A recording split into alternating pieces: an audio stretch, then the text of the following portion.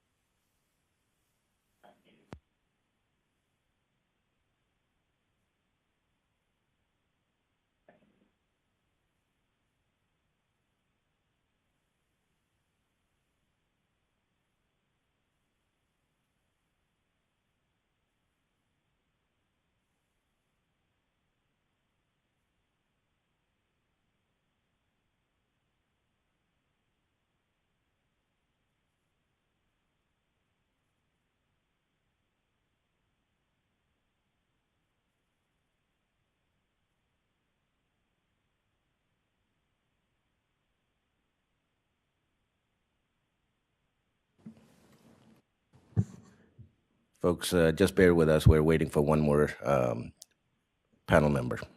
Thank you.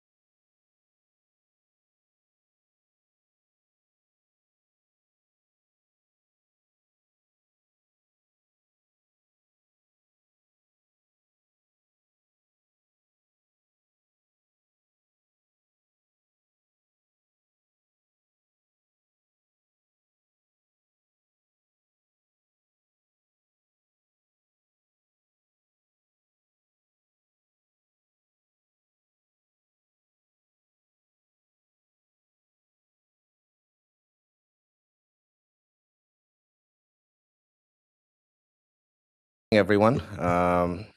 Thank you for being patient with us, just making sure that everyone who needed to be in the room, who serves on the committee, was here. So we're calling the meeting of the This GC. meeting is being recorded and or transcribed. Oh, good. So we're going to call the meeting of the GCRT Executive Records Management Committee to order. It is 10:06 a.m. This meeting has been scheduled pursuant to the Ohio Sunshine Laws. A notice of the meeting was posted and also posted on the RTA website in accordance with the requirements. Deborah, can we please have the roll call? Yes, good morning. Good morning. Here.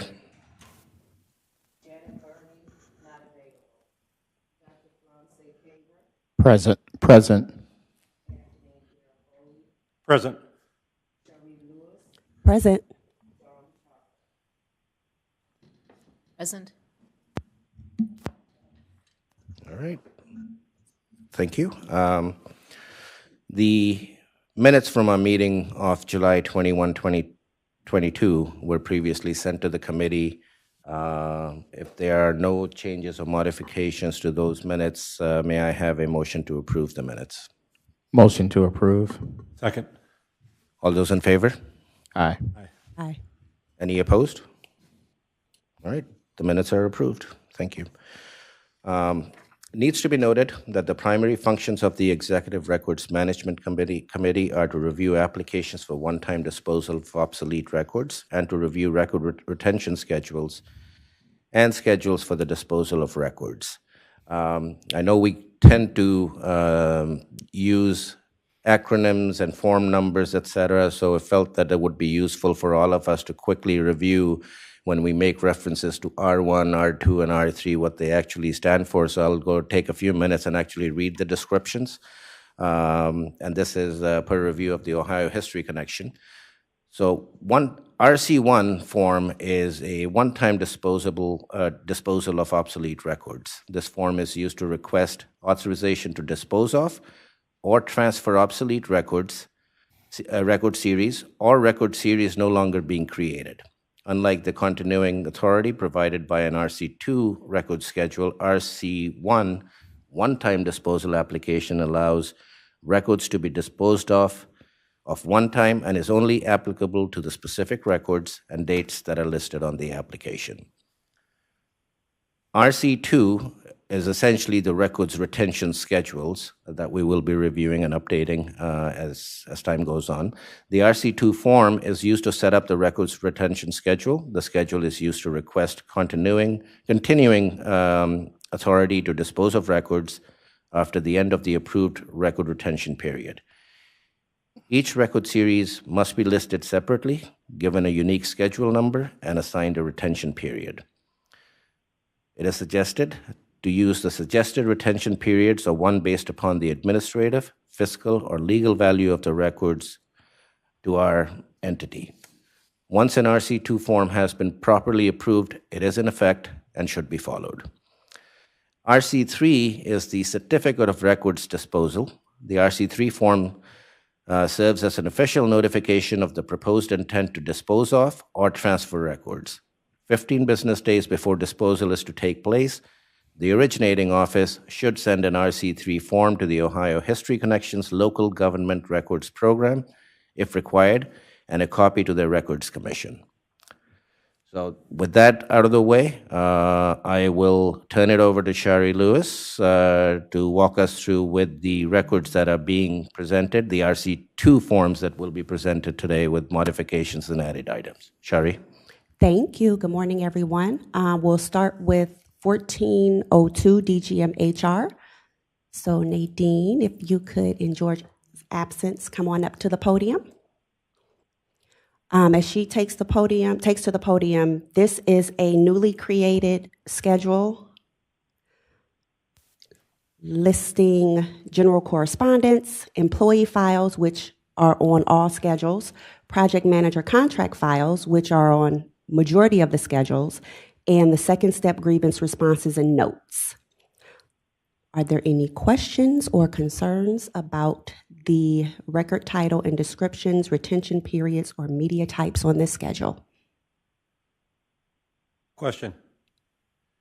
1402 Nadine, .01, general correspondence. Is that correspondence between the Office of Record and employees, or what is that? That's a general, actually, well, that has been a basic title on that's on the DGM schedules to cover any I don't think it's specific to who it's coming from, because then it drills down to subject matter as far as who the Office of Record would be, if that makes any sense. Well, I'm wondering if that is that emails between the deputy general manager and others, or is that specific to a project or a No, it's not contract, specific to a project. It's an all-encompassing with emails or communications. So the question then is, why is it on the deputy general manager's schedule when we're retaining that in our network drive for the email system? And that's a good question, and I honestly don't have enough knowledge of how the network system works. So I based this off of what was on other DGM schedules.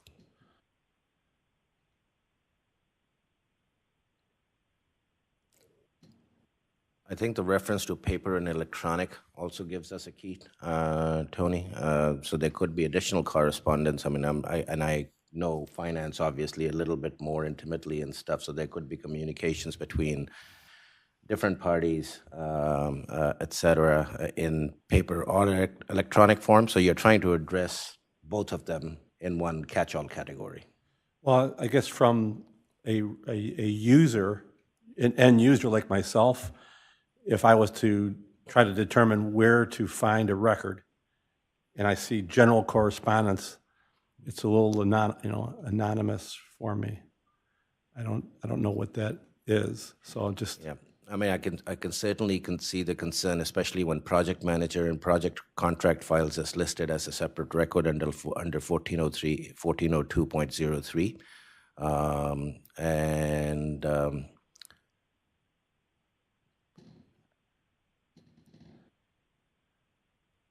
perhaps if I was going to, if there's a compliance issue where you said that the end user needed to have, to comply with the records retention schedule, it's not clear in terms of what this is.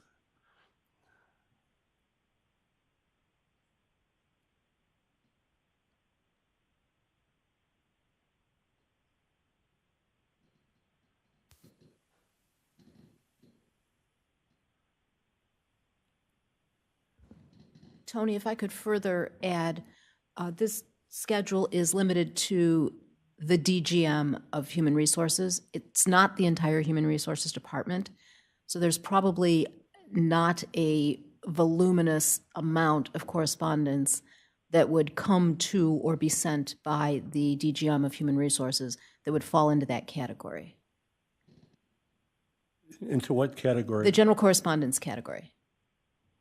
And I think that's why it's on each DGM schedule. The DGM schedule is specific to just the DGM, not their entire department.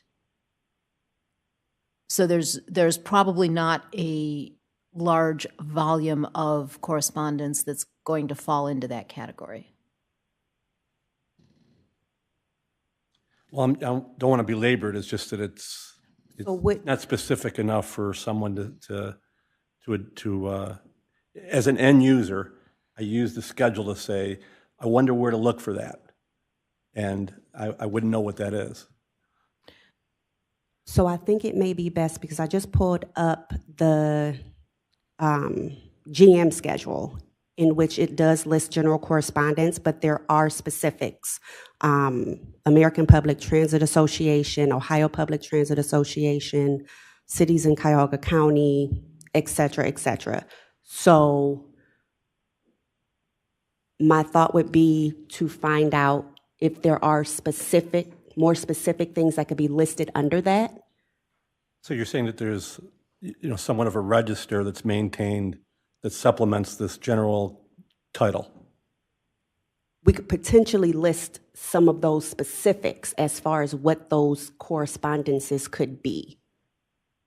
would that be, my thought is that would be better. It's better. Okay.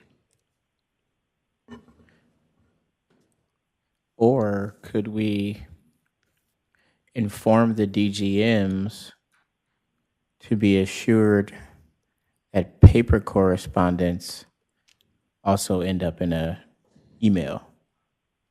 Because as a DGM, if Tony is saying he's going to ask me for some letter that I sent to someone in a broad category, I may or may not have that letter, right? Because it's a typed letter to someone. But 99% of my correspondence will include an email. And if you were to say, did you correspond to the city of Shaker Heights? Then the answer would be check my email. It wouldn't be come to me for a paper document that I may have attached. And so I think there might be an opportunity to ensure that it's backed up and ensure that it's in the IT-based email records retention. And I'll point out the 1402.03, the project. So if there is a specific correspondence on a particular project, those would be governed and controlled by another record.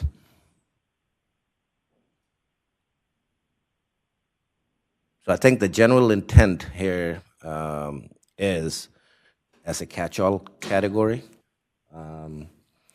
But I think, Shari, going back to your suggestion and idea that can we perhaps add some examples of what they could look like, so you are defining it a little bit more, I would make that suggestion. Or either not have it at all. I mean, it's not mandatory. It's not on the DGM of Legal Affairs. Let me offer, if I can, to the chair, maybe the essence of it, particularly from an individual who may be looking at the schedule in order to find a correspondence, maybe the best term of that is email correspondence.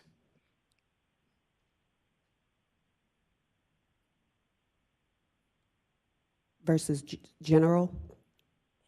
At least if it's email, then it will automatically be saved and automatically have a process for someone to look for it. If it is general, then I'm just going to use an example that could end up if someone says, hey, I'm told, Flauncey, that you sent a letter to the mayor of any city, Highland Heights. And the answer would be, well, can you produce it? Or, should you put it in the records retention, or should you have placed it in record retention? There's a high likelihood, there's a likelihood that it may or may not end up retained somewhere. However, every email that I send is retained somewhere. Correct. So I think, Shari, we don't keep paper files like that anymore. It's not like I have a folder for email to Highland Heights. Like I would have 10 years ago, I would have had a folder, but today I wouldn't. I'm thinking of me. I end up with a lot of general correspondence, answering questions. I try to always have it by email, though.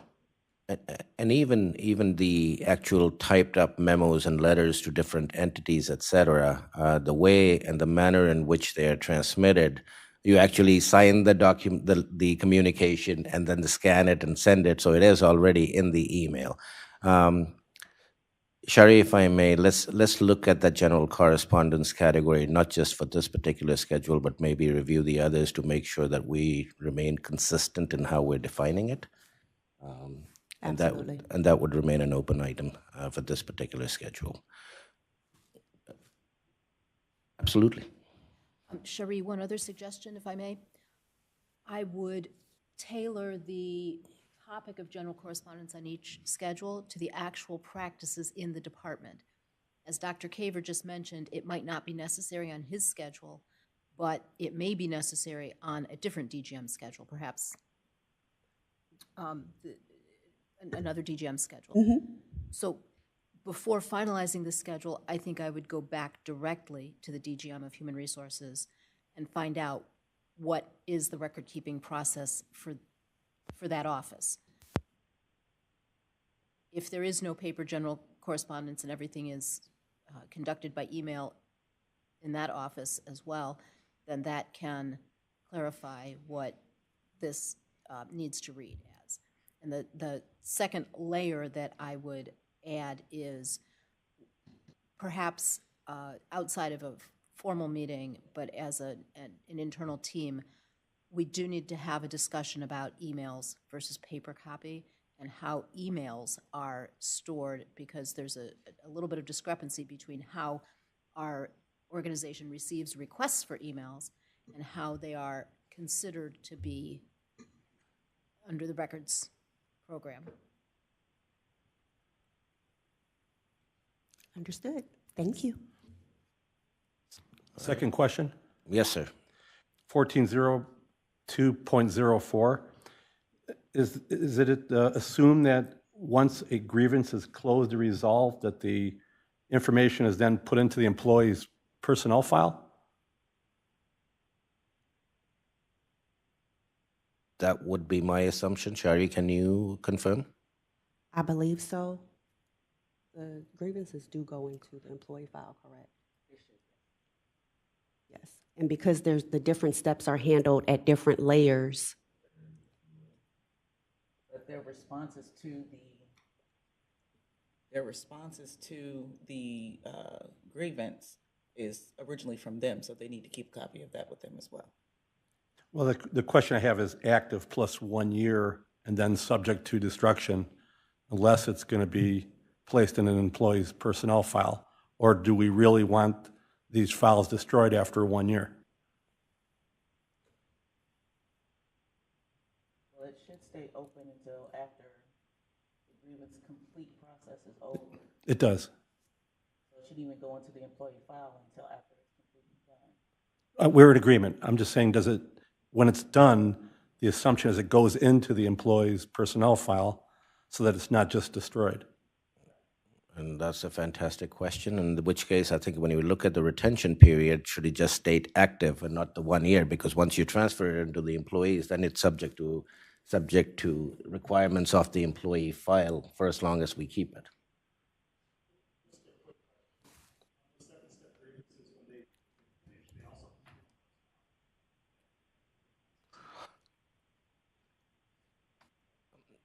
So which is why I think the media type is both paper and electronic. So I think the focus right now is on the paper thing, that once it's placed into the employee's file, then it becomes a record of a different nature and would remain as a record for as long as the employee remains employed at RTA.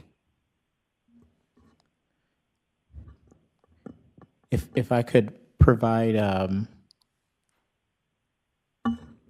a bit of perspective of how I think this occurs. And so in our division, I'm the second step grievance hearing officer. And so I keep a file.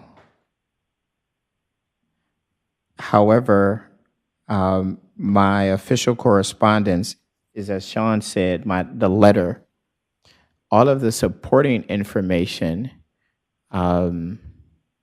we transfer it to HR, and I don't know how long we keep it, but what I will say is that I would assume that the Office of Record for the discipline is the district. And so I wouldn't attempt to try to keep and find the discipline letter. The discipline letter is in the employee's file and at the district level. And so I think maybe if we were to ask George, these may be the only second step grievance files that George would have are for grievances that occur in his division, so in the HR division. And I think that the Office of Record of the file is, or the client is, the district. So when we go to an arbitration, I don't end up going, they take the grievance file that the lawyers use is from Sean's team, it's from the director. It isn't my grievance file. And ultimately, I'm sorry. Go ahead. Ultimately, the full file is kept with labor relations. It's on their schedule. Because if it's gone through all those steps, it's just this piece of it is what would be the DGM's, what they would have, or what George would have.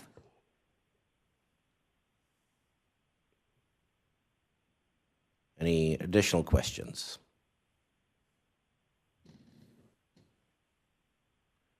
All right, not hearing none, what I would recommend is that we hold off on the schedule until we get some clarity on 1402.01 and additional details on 1402.04, and bring this back to the committee.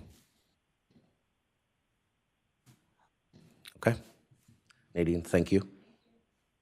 Thanks, Nadine. All right. Next up, we have 1900 internal audit. Tony, did you want me to give the quick summary, or?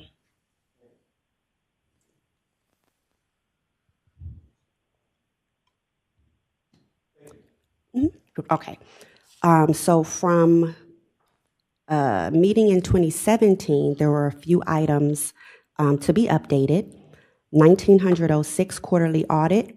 The title was changed to Board of Trustees. There were a few items added. 1908 financial disclosures with a retention period current year plus 5. 1909 employee files, retention period current year plus 7. And 1910 project manager contract files, retention period active plus 6 years.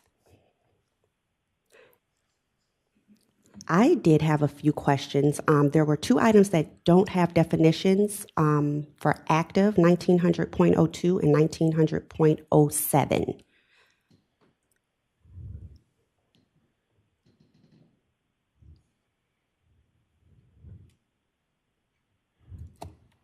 Okay, a definition. So 1900.02 audit policies and procedures is basically our codified audit manual. So is that something that is regularly updated to where if we define active, would it be active until superseded? Correct. It's a controlled distribution where it's subject to change pending our professional standards, and then it will be updated and redistributed in that controlled fashion. Okay, so we'll go with the definition of active until superseded. Correct, thank you. Okay, absolutely. And then for 1900.07, audit bulletins. Could you scroll down, please, Shirley? Sorry about that. Audit bulletins are more or less changes to our practice that until we update the audit manual. So much like an SOP where a district might issue a bulletin and then later it would be codified. So it's more or less an interim change to the audit manual. And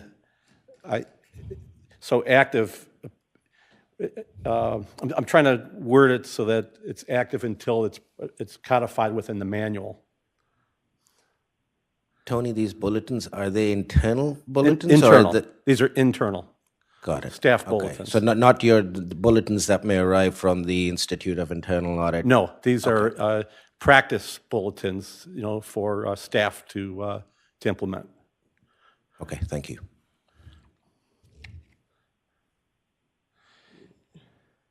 So I think the definitions of active would need to be added.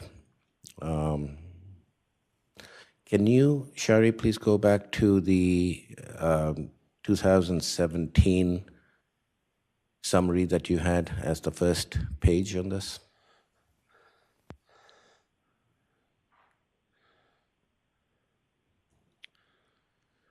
So Tony, on 1900.08, the financial disclosures, Correct. can you describe what that really is? Yes, by board policy, the general manager is required to complete a financial disclosure and file that with my office. She's the custodian for all others. I am the custodian for her. Got it. Okay. And is that adequately defined in the on the schedule itself? Correct. It is. Well, let me look at the schedule.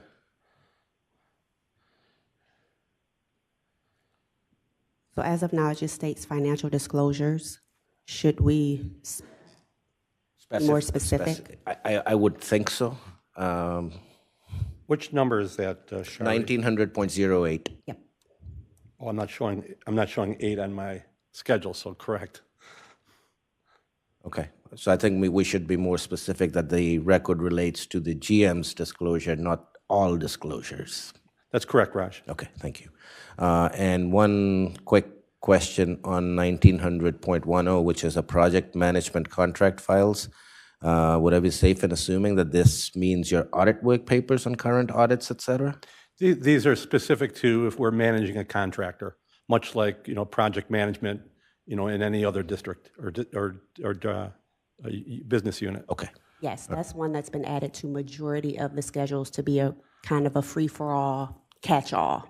understood. Thank you. If I Thanks, Tony. can, Raj, I'll move down to my schedule, Okay. and the Can we scroll down? Shari? project working papers, you'll see 1900.05. These are our audit working papers, current year plus 5. Got it. And then if I could bring something to the committee's attention, in the previous 2017, I see it says employee files, media type is electronic and paper, and ours are really just electronic. We're no longer maintaining those by paper. Okay.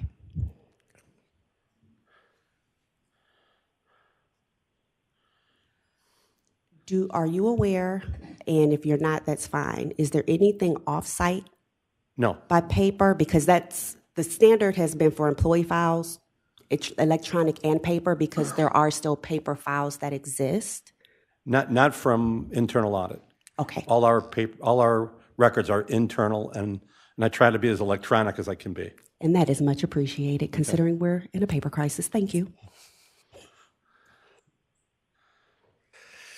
Okay, Shari, can you just quickly recap the changes that need to be reflected in the definition of the active in certain cases so that we have that recapped? So for 1902, we have defined it as active until superseded. Okay, 1907, is that active until superseded as well, the bulletins? Correct. Well, it's until codified in Until codified, 1902. right. Until, okay, okay, thank you. 1908, we're going to specify that it's the GM's disclosures only. Yes. And for employee files, electronic only. So we're removing the paper portion. Thank you, Shari. Absolutely. all right. Do I have any questions from any of the other committee members? No questions here. All right, thank you. What I'd like to propose is see if pending these changes, if I could get a motion to go ahead and approve the audit, internal audit schedule, Motion to approve. and I'll second it. All those in favor? Aye. Aye. Any opposed? All right, I think that schedule is approved pending the minor modifications. Thank you, Tony. Thank you. Thanks, Tony. Next up, we have 3220 rail transportation. And as Jack makes his way to the podium, I'll start with the summary. There were several items removed as the department is not the owner of the said items. Overtime sheets, training pay, pick schedule, weekly supervisor work and assignment list paddles, requests for birthday holiday, car status report. All of those records are owned by 5800 ITS department and on their schedule. Emergency call-out notification list changed from current year +5 to transient, since rail transportation is not technically the owners, but it's a vital document that they do refer to. Any questions or concerns?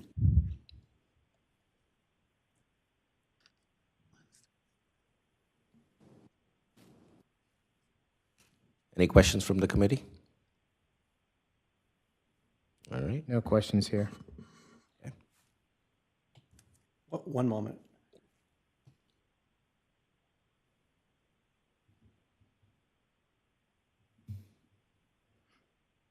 You know what I'm looking for is bulletins, Jack, on your schedule. Because I know you folks issue bulletins. 3220.01. Oh, I see it now. Thank you. No questions.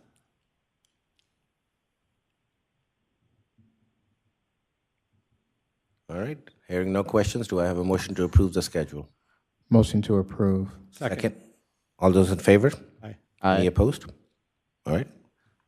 Thank you, kind sir. Thanks, Jack. Appreciate it. Next up, 3230, rail facilities maintenance. And as Matt makes his way to the podium, I'll go over the brief summary. Emergency call-out notification list was changed from current year +5 to transient to be consistent with what was on rail transportation. And fall protection inspection and maintenance log was added as it was on rail equipment schedule. So it was removed from rail equipments and put onto rail facilities maintenance. Any questions or concerns? Questions from the group? Question on 3230.01, Matt. Are some of these owners' manuals electronic as well? I'm assuming today's world. Yes, they are. So should that be paper and electronic? Repeat, which one did you? 3230.01 should be paper and electronic. Mhm.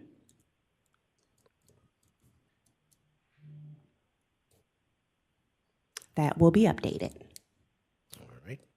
Any other questions? All right. Pending that. I'm sorry. I'm sorry. Did someone have a question? Yes, Raj. 3230.09, are those all paper?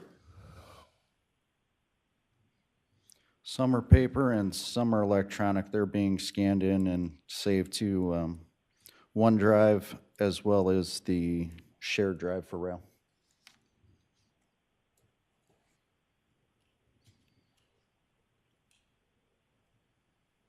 So we're changing that to paper and electronic? Yes, and can I ask the same for 3230.04? Warranties? I'm assuming that warranty information is transmitted from a manufacturer electronically? Both paper and electronic. That'll be updated as well.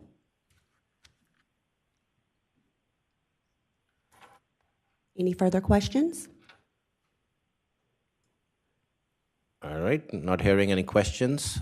Pending the clarification on 3230.01, 03, and 09, can I have a motion to approve the schedule as presented? So moved. Second? Oh, you're asking for a second? Yes. Second, I'm sorry, Raj. All those in favor? Aye. Aye. For the record, I do want to, I think you misspoke one of the numbers. 3230.01, 3230.04, and sorry. 3230.09. Thank you, Sherry. Absolutely. All right. The schedule is approved pending changes to those three items. Thanks, Hey, Matt. Matt. Next up, 3240 rail equipment.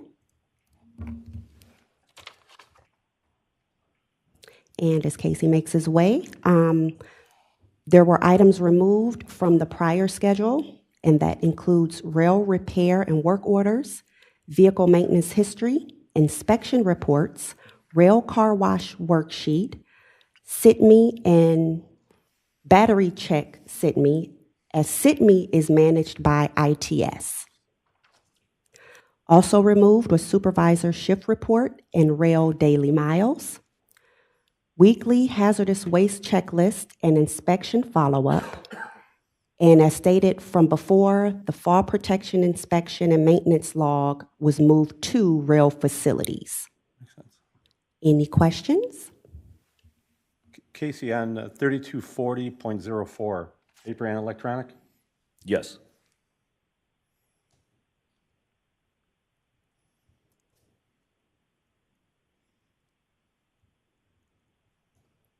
further questions. Thank you. Any other questions from the group? No additional questions for me. All right, thank you. With that clarification on 3240.04, do I have a motion to approve the schedule?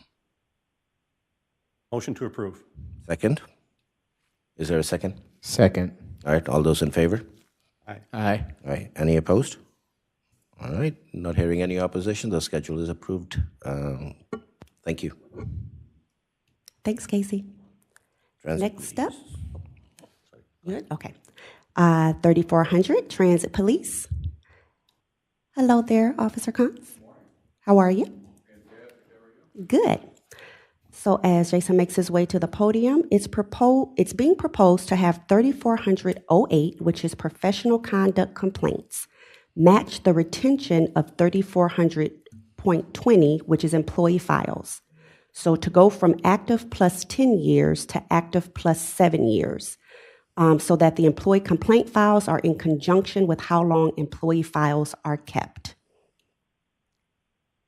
Any questions or concerns?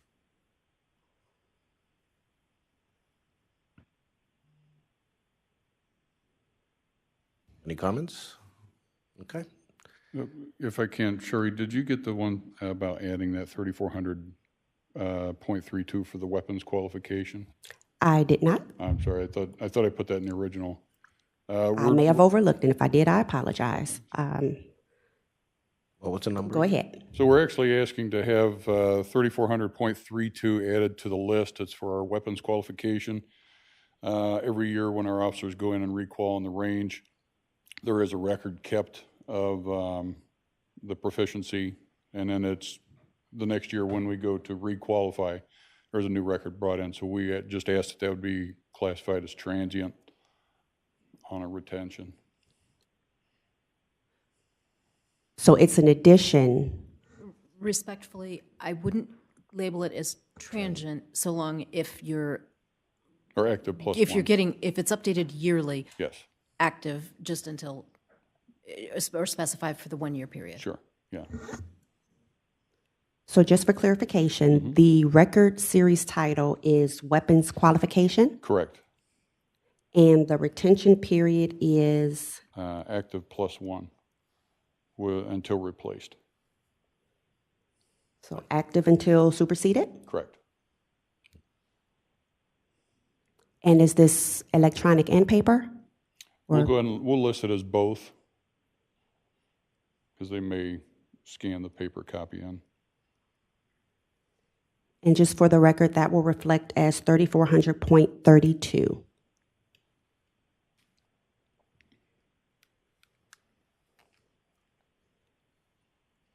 Any questions? Question. I'm looking for the entry on the schedule from our last discussion on the body cams. This is the records retention schedule for the video, audio, video from the body cameras.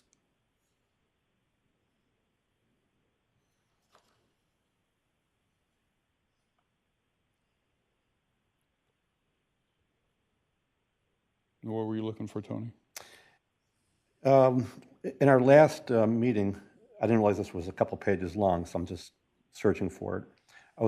We had a discussion about the retaining or archiving the audio video from the officer body cams, and there was some discussion about how long should it be in alignment with some standard that you use for Spellman, and I'm just not seeing it on the schedule. I know we talked about it, we voted on it, and I'm not seeing it on the schedule.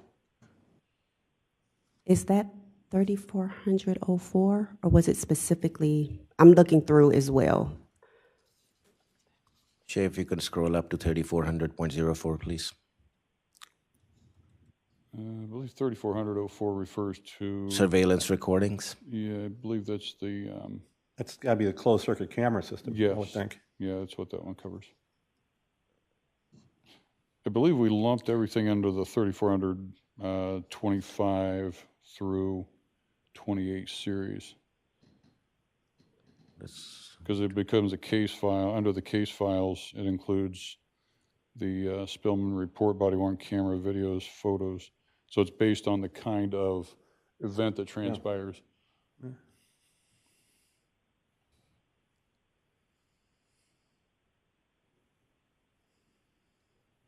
Maybe you can add a line item there, Tony? Shari? Tony, if I may, at the very bottom, What number? after 3400.31, you'll see the definition for case files. And it says it includes Spillman Crime Star reports, body-worn camera videos. I didn't see that. It's okay. Thank you, Don. Yes, thank you, because I didn't see that either.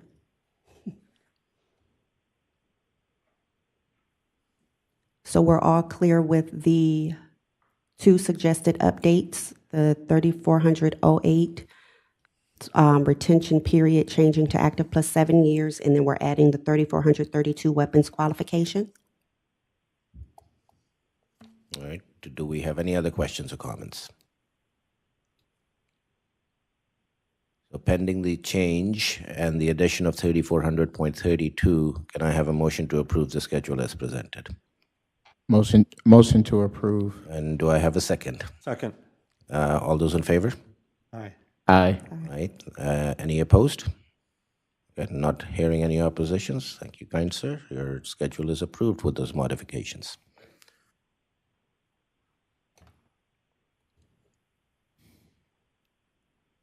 $39.50 CBM facilities. Don't think any. Who's here? Is anyone here to represent CBM facilities? Let's see. Okay. Well, you may be up next because I don't think anyone's here for 3950. All right, so we'll go ahead and table the 3950 to a future meeting and move to 3960 supply chain management.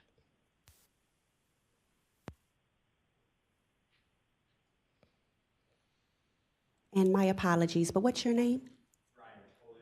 Hi, Ryan. Well, as Ryan makes his way to the podium, I'll just give a summary.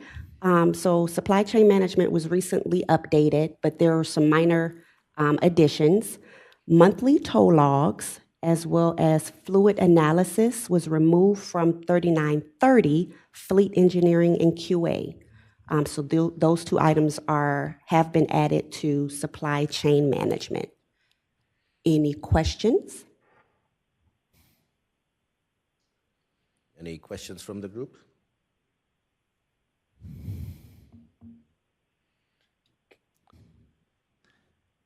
Can I make a request?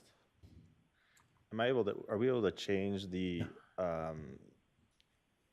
district bulk reports to electronic? Which record are you referring to, Ryan? Sorry, that would be 396010.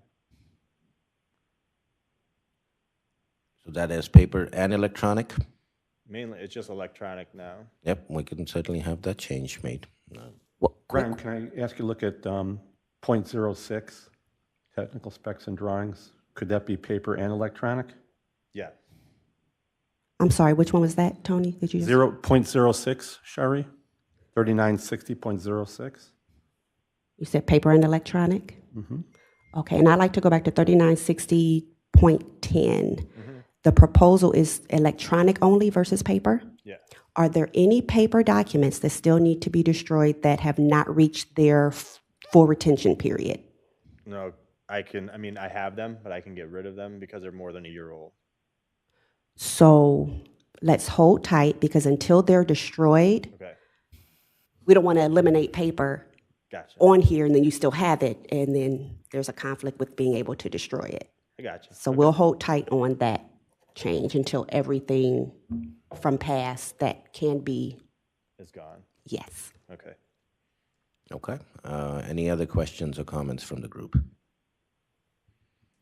So pending that one change on 3960.06 with the clarification that that is a paper and electronic record, do I have a motion to approve the schedule? So moved. Do I have a second? Second. All those in favor? Any? Aye. Aye. Any opposed? All right, hearing not, pending that change, Ryan, your schedule is approved. Thank you. Thanks, Ryan. All right. Any other schedules beyond the ones that we've reviewed, Sherry? That is all for the RC2s. All right, and now we're going to review applications for one-time disposal of obsolete records. Sherry, So first up, Jason, you want to come on up? We have 2 for transit police. The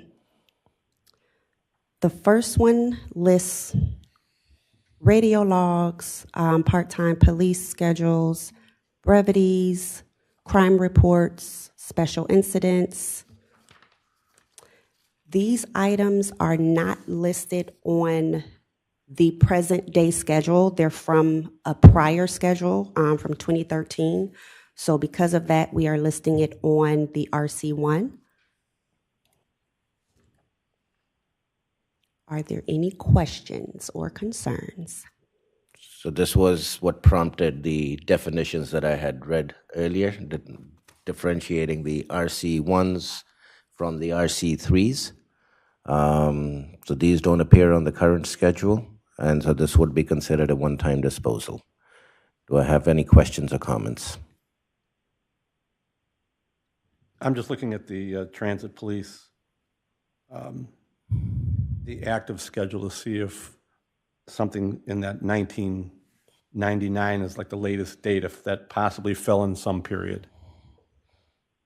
Okay.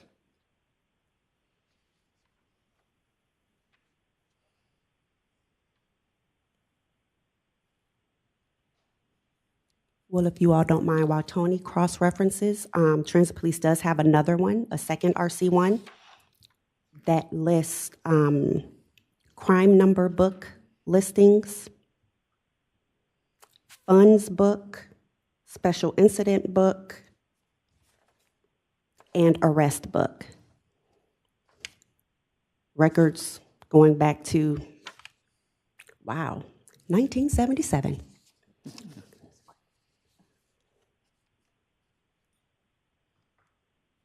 I don't see any record that falls within a record retention period. Thank you, Tony. All right. Not hearing any other questions, do I have a motion to approve the one-time disposal of obsolete records for transit police? Motion to approve. Do I have a second? Second. All those in favor? Aye. Aye. Any opposed? All right. I think the application is approved. Thank you. Thank you. Thank you. And last but not least, we have rail equipment in their RC1. And as Casey makes his way to the podium, they just have one item, electrical equipment repair contracts ranging from January 1st, 1987 to December 31st, 1995. All right. Any questions or comments?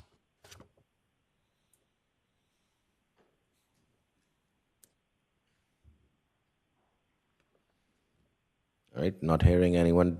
Any questions? Do I have a motion to approve the one-time disposal of obsolete record application? Motion to approve. Do I have a second? Second. All right. Thank you. All those in favor?